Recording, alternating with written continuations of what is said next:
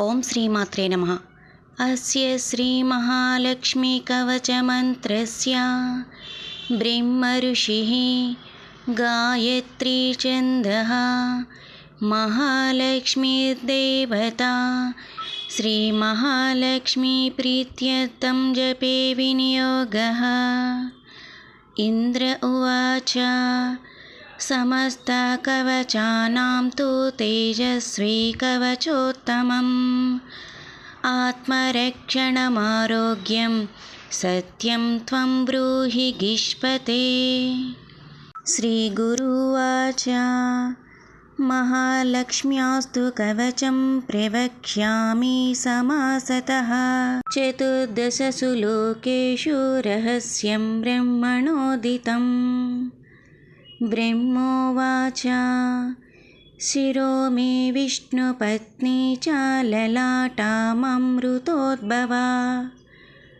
चक्षुषी सुविशालाक्षी श्रवणे सागराम्बुजा गृणं पातु वरारोहा जिह्वा माम्नयरूपिणी मुखं पातु महालक्ष्मीः कण्ठं वैकुण्ठवासिनी स्कन्दौ मे जानकी पातु भुजौ भार्गवनन्दिनी बाहु द्वौ द्रविणी पातु करौ हरिवराङ्गना वक्षः पातु च श्रीदेवी हृदयं हरिसुन्दरी कुक्षिं च वैष्णवी पातु नाभिं भुवनमातृका कटिं च पातु वाराही शक्तिनी देवदेवता ऊरु नारायणी पातु जानुनी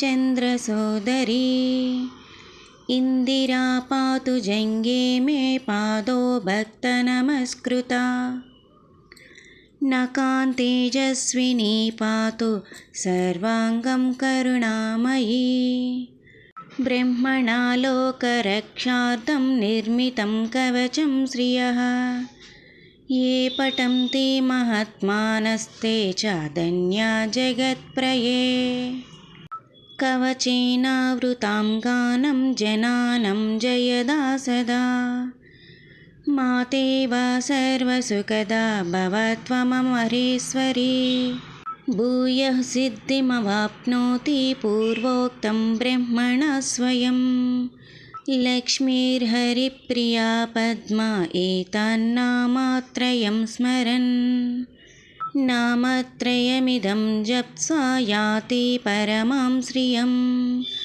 यः पठेत् स च धर्मात्मा स्मरन् कामानवाप्नुयात्।